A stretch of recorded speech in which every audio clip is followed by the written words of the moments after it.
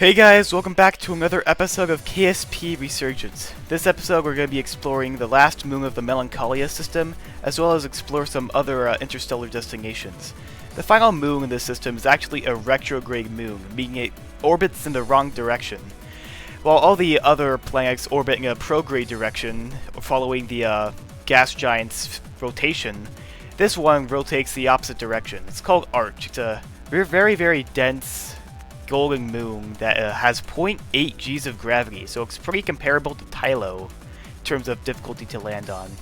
Spoiler alert, I did have to do a couple attempts to land on it successfully, but I did do it in the end. Besides, it doesn't really matter because I can just cut out all the failed attempts. They probably took up half an hour, or like 15 minutes. Now, I did have to do a pretty expensive orbit direction change burn, but I have plenty of fuel on this interstellar vehicle, so it's just a drop in the bucket, especially when it comes to the whole interstellar travel thing. Now, Arch is really known for its golden equatorial strip, which according to the in-game description gives you extreme science rewards if you land there. So of course I'm going to land there. I'm not going to land in any of the other biomes because they're just not interesting. They're all gray and boring, but this one's yellow, so of course I'm going to land there. Now, of course I am coming in for a polar trajectory, just so I can get a survey scan and see if Arch has all the resources I would like. Now, Arch does have, I do believe it has quite a few resources, I can't really remember, but it is very dense, so very hard to land on. So I probably will not be colonizing this place. I mean, the only advantage that I have for colonization other than good resources is that the Kerbals won't have their legs atrophy because the gravity is actually pretty strong here.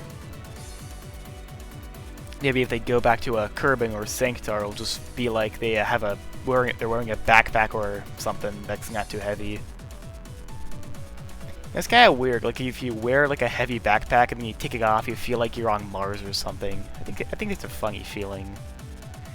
Now, of course, I do have to fix my inclination just so I can do the most efficient landing ever. Had to have a pretty low inclination just to do a good landing. I also have to be pretty close to the surface just to make sure I'm going as slow as possible when compared to the surface. I'm not actually sure how that works. It's just that logic says that the closer you are, the easier it is to land. Now, also being close does get you some pretty nice views of the ground. I got all these normal parts, like with all the metallic dust. I believe it's called the metallic dust lands or whatever. But what we're really after is the equatorial golden strip. I mean, if the Kerbals do come back here, I'm sure they'll definitely won't have any problems mining all the gold and getting rich. But, I mean, at this point, if I were doing a career game mode, at this point I'm sure I wouldn't have to deal with money because I have practically unlimited funds at this point because all the world firsts would have given me trillions of funds. But this isn't a career mode, it's just a plain old regular science playthrough. So I don't have to worry about funds. Speaking of playthroughs, I actually started recording for a new series. I haven't given it a name yet, but it revolves around Galileo's Planet Pack. In case you don't know, that's an older mod that it's a system replacer that gives you a whole new system to explore with lots of different planets and moons. I decided to do a 2.5 scale science playthrough instead of a stock scale career playthrough, because I feel like doing 2.5x times scale and career would be too difficult. I actually tried that once, but I gave up after one of the contracts had me rendezvous with something. It was in an equatorial orbit, which may seem not that bad, but then you realize that with Galileo's Planet Pack, it actually moves the space center so that you don't always launch into an equatorial orbit. So I still have to do a really expensive inclination change. So for that reason, I just decided to forget about contracts and do a science playthrough. I'm thinking about uploading the first episode of that series in a week, so that being next Saturday. But things could change. We could just end up releasing another episode of Resurgence instead. Now, for this landing, I did have to be very careful because as soon as you stop using the engines, you start accelerating towards the ground really fast.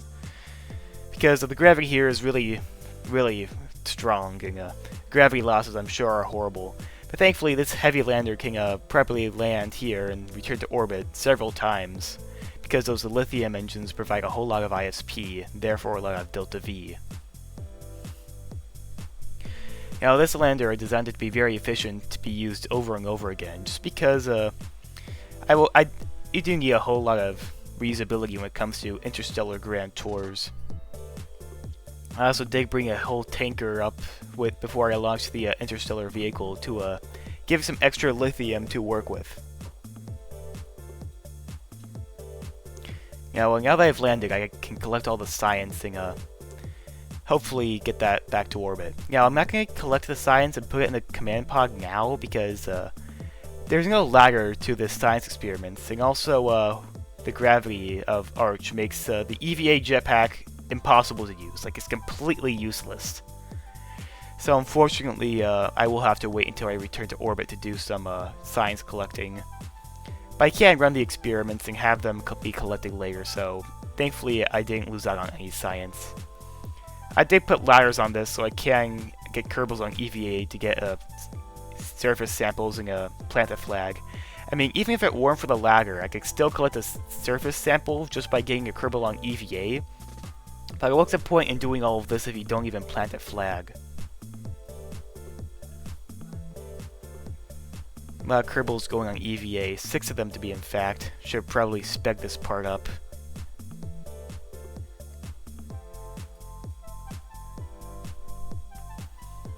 You know, it's really hard getting the Kerbals in and out because you can't use the EVA jetpack to help them out. So it does take quite a bit to get them back inside the spacecraft. Now, kind of have a bit of a gold rush here. Got a lot of gold ready for the taking. You know, I'm not even sure if this is gold or some look-alike yellow metal. Who knows? Maybe the surface sample will have to will tell what this ground is actually made of. Though I guess we'll have to wait till we get back to the Kerbal Space Center to give it to R&D to work with. Or who knows, maybe the Excalibur interstellar vehicle has some laboratory facilities on board. Or at least some primitive ones that will allow us to look at the sample and see what it's made of. I didn't actually put a laboratory module on Excalibur because I felt like doing it would be a little cheaty and give me way too much science. But looking back, I actually regret not doing that because I feel like I missed out on a whole lot of science that would have helped me get warp drives. Because I've already completed this entire interstellar grand tour. I'm just editing and uploading the footage, and I do not have enough science to unlock any warp drives yet. So I will have to use Excalibur one more time, the traditional way of just burning towards a star and waiting a couple of years before you get there. Which I'm actually okay with because I do want to give Excalibur a little bit more action before I unlock warp drives and make Excalibur completely obsolete. It's kind of thing with the Kerbal Space Program, like you make this huge interstellar or interplanetary vehicle, and then you unlock more science and it becomes completely obsolete and you just abandon it in orbit. You know, I still have my original Pathfinder interplanetary vehicle that I only used for one mission. I only used it once because the methane it requires to work. It takes up a whole lot of mass, so launching a refueling mission will be really difficult. And I had a lot better technology by then, so I just abandoned it in orbit and never used it again. You know, so maybe I should do like a recovery mission, or maybe I should crash it into Sanctar, which is the homeworld in Celestial Harmony. That would be pretty fun. Besides, I might want to have a little bit more interplanetary missions before I do another interstellar grand tour. Of course, I do have to refuel Excalibur because it can only do one mission interstellar before it needs to be refueled. I mean, sure, I can be a little bit more efficient with the fuel, but that would probably make the mission 10 times longer. Besides, I do want to make sure I have plenty of fuel to go around. So, I'll probably use a Krob base to refuel Excalibur, just because Excalibur, by the time I'm done using it for this mission, will be in Sanctar orbit, and Krob is a moon of Sanctar. I could send it to Creek again, but I feel like that kind of be inconvenient, because I already got a perfectly good base right next to Sanctar, so that's what I'm going to use. You know, I feel like I'm not getting enough science for all these reports, just because, I mean, as an interstellar destination, I'm assuming to get, like, huge heaps of science, but some of the planets only give you, like, 15 science per, like, crew report, similar to a Sanctar. So, that was just mildly annoying. Thankfully, when you get further out of the, solar system and the interstellar systems, you get a little bit more science. I mean, I got like triple the science from just by landing in the equatorial strip. I actually looked in the game files for Celestial Harmony, and the science values are tripled. But it's still not too much science. I really wish I could have gotten more of this mission. That's why I severely regret not bringing a laboratory. There's nothing wrong with using laboratories, it's just a little cheesy sometimes. I also kind of want to talk about the next series I'm going to start doing. It actually has quite a few new mods. One of the biggest ones is a gradual progression tech tree. It's basically like a whole redo of the tech tree. It's not based off of community tech tree except for like the images it uses for the tech icons.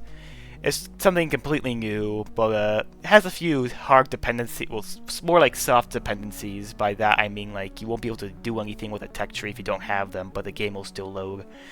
You can get like USI sounding rockets and Blue Dog Design Bureau to actually, because the whole tech tree is built around those two mods. So I decided to get both of them. I haven't tried USI sounding rockets before, and it's actually a pretty decent mod despite all the parts being very dated. Blue Dog Design Bureau, I've kind of avoided using it just because I really don't like the part bloat, but I've decided to get it for that one series that hopefully will have its first episode come out in a week or two. You know, I'm just looking over the science just to kind of get a rough idea of how much I have. You know, that is it of Melancholia. I've explored this entire gas giant system, so now it's time to move on to the final and outermost planet of the Chaos system. Well, it's not the final planet. I still have the innermost one, Refuse, to explore, but that won't be until next episode. Now, I'm going to be exploring the Mor system, which consists of 3 bodies. Consists of 2 binary planets, one of them being Mor, or M-O-R, and the other one's called Mar, or M-A-R. Together, they're the Mor system, as in more boosters, more planets, more things. It's a little hard to pronounce since Mor, the planet, and Mor as in the whole binary system sound exactly the same in pronunciation, so fortunately it may cause a little bit of confusion. It also has a little moon called Bound, which may seem like it's on fire, but it's actually pretty cool because of how far out it is. The only reason it has lava is because tidal forces make the crust crack open and reveal the red-hot mantle. Now, I didn't cut out this transfer because I felt like I was cutting out too many interplanetary transfers. But whenever I go interplanetary in this star system, it causes a bunch of really, really horrible graphical glitches that just look the worst. So I should probably put an epilepsy warning.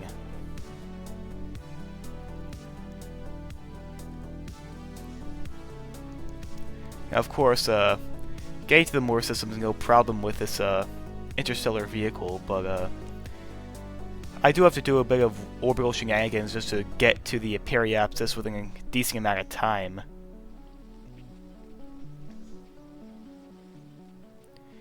Because the Mor system is small, but it has a really big sphere of influence.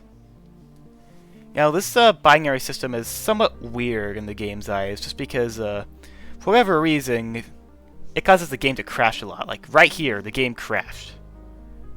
So, I did have to reload and do things a little differently, because for some reason, binary systems in Kerbal Space Program are really, really buggy, or something. Might be this specific one, but I'm not exactly sure. There aren't really many binary systems in a Kerbal Space Program. Like, we got binary star systems, but we don't really see too many binary planetary systems. And the only other one I know about are like, well, the other ones I should say are like Raskin, Ruskin, Promised Worlds, and this Met Smectra system in Calbalo. I mean, I have completed Calbalo before. which is a mod pack which adds 3 stars in a black hole. But I really would like to try it out again. I'd probably have that in my I'd probably do that in my Promised Worlds KSS2 planet playthrough, or maybe add it to the Galileo's Planet Pack playthrough if I want to extend the life of it. But I'm really worried that my RAM is going to go overflow and cause game crashes, because 32 gigabytes may seem like a lot, but stuff like KSS2 adds like so many bodies that like you need 16 gigabytes of RAM minimum, and that's the minimum. Like if you need 32 gigabytes to actually do anything with KSS2 with like heavy mod setups. So thankfully I do have 32 gigabytes, but if I do want to expand for 64 gigabytes, I should probably wait a little bit, or else I'm going to be bankrupt, because RAM prices are really expensive. So I won't be able to make any upgrades anytime soon. Now this is Mor, the first planet of the Mor system. It's a rocky world with no atmosphere and a rather odd color combination. A very slightly bluish gray with spots of dark red. I do want to see if it has any resources I'd like to collect. Now this far out from the Chaos System Berry Center, there's actually not a whole lot of helium-3, since there's not a lot of radiation creating helium-3. So as a result, there is no helium-3 to speak of in the Mor system. Now, I really would like to get helium-3 because it's like the one resource you need for fusion. And I really need fusion technologies, especially for antimatter factories. I kind of want to start scooping them from gas giants, so if I'm making interstellar colony at all, I will be using gas giants. Now, unfortunately, Space Dust, which is a major resource collection mod, isn't compatible with Celestial Harmony, but Rational Resources I think is, so I should be able to scoop helium-3 out of the atmosphere, as well as deuterium and hydrogen. Really would like to see that. A KSP Resurgence, just because we go interstellar once, that means we only have 2 systems left at the moment. However, this series is definitely far from over. It's just because a whole lot of the systems are in development. So like, we've got Cosmic Serenity having like more star systems being added. Like we have the, I believe it's called the Young Chow system, which is like an orange door if I recall correctly. And then we have the Atlas system, which is like I think it's like a very bright white door from like another like white giant, kind of like a Sirius analog, but I'm not exactly sure. I can't really remember anything all that well. I mean, it's still low in development, so it could very well change. Not to mention, Celestial Harmony, despite being on a temporary development hiatus, actually is still unfinished and actually has a couple of systems planned, such as the Misfortune system or the remnants of the Tempest system from Beyond Home. Yep, that's right, this planet pack is a de facto sequel to Beyond Home, which I would love to have a series, but Beyond Home is just not up to par when it comes to graphical mods. I mean, even with the older versions like Parallax and Legacy Eve, like especially with Parallax, it looks amazing. But with no volumetrics, it's not going to look as good. Now here is Mor's surface. You can see some really odd crystal structures, similar to Ike, but like cranked up to 11 here it seems. Of course, I gotta transmit all my science and take a look at all the bodies. Those little white spots are thanks to a distant object enhancement, which basically takes planets and actually makes them visible from really far away. They just appear as fuzzy little dots, though. It works with spacecraft also, which is pretty cool, I must say. Now, Mor has I believe 0.4 G's of gravity, so I mean, you still can't like do stuff with the EVA jetpack, but you still have to do some weird shenanigans, bumping off the RCS blocks to reach the science bay. I mean, I don't really need to get all the science until I reach orbit again, because I did that with Arch and I didn't lose any science. But I want the science and I want it now, so that's what I decided to do. Now, of course, another landing means another EVA, so I have to get all the Kerbals out. Oh boy, 6 Kerbals in total. Maybe I should have made a smaller lander. Should probably use this time to yap about my upcoming series a bit more. Galileo's Planet Pack has like quite a few bodies. I believe it has the same amount as J and SQ. So it's gonna be a decently long series, but probably not as long as Resurgence. I kind of want to have it as like a stepping stone or like a filler series until like KSS2 and Promised Worlds get updates. Because I really want to make sure that series of KSS2 and Promised Worlds has like it's the best it can possibly be. So I'm gonna have another series as I wait for that. And of course, I could just keep going with Resurgence. But eventually, I'll run out of planets to explore and have to start waiting for updates. So, yeah, this series is definitely gonna go on for a lot longer, especially if I'm releasing one episode every 2 weeks and have the every other week be the Galileo's Planet Pack series. So I feel like having a 2 series in tandem would be a pretty good thing for this channel, especially since it can have more variety, because the only content I have on this channel that really is decent is KSP Resurgence. Like, all the other videos are old KSP videos. Yeah, all my non-KSP videos that are like really old, I actually delisted them because I feel like they don't really reflect my channel. They're still up, but only for those who have a link. Maybe I should have like a channel archive where I have all the links on my Discord. Speaking of my Discord, I actually do have the craft files for all of my significant craft on this in this series. So interplanetary vehicles, space planes. Yeah, if it's a space plane or interplanetary or interstellar vehicle, it should be on there. This lander, unfortunately, isn't. I should actually probably put it on there sooner than later.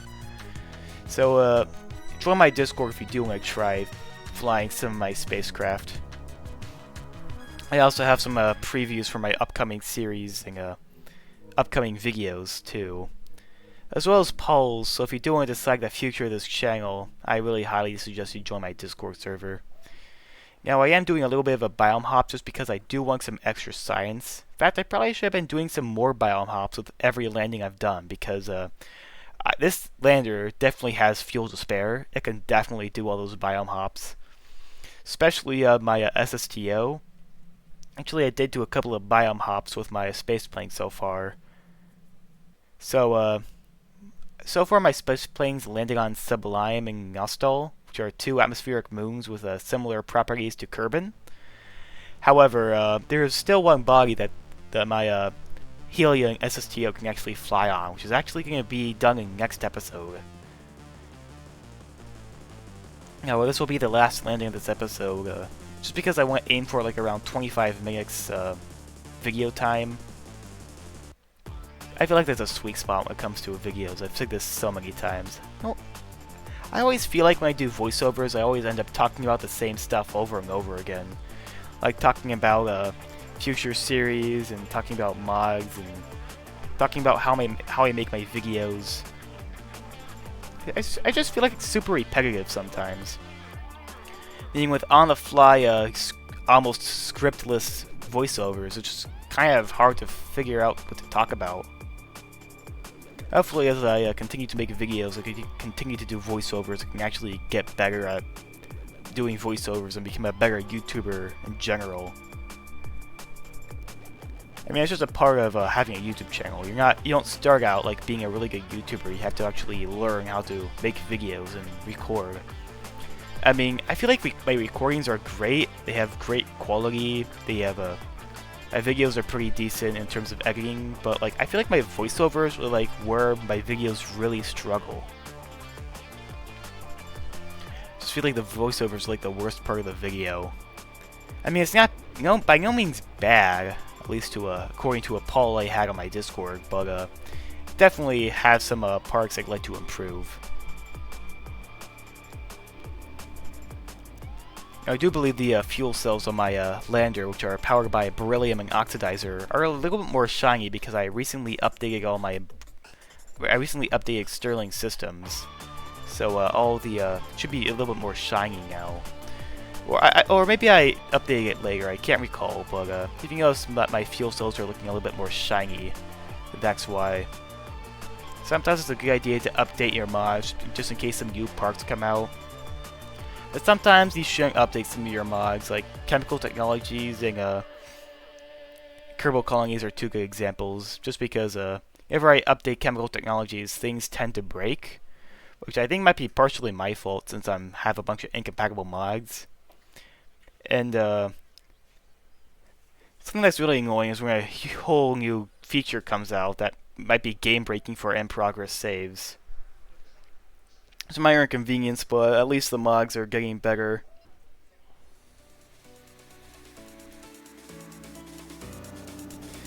Yeah, well, that was our whole Mor exploration, and unfortunately that will be the end of this episode. I hope you guys enjoyed watching it, and I'll see you all in the next one.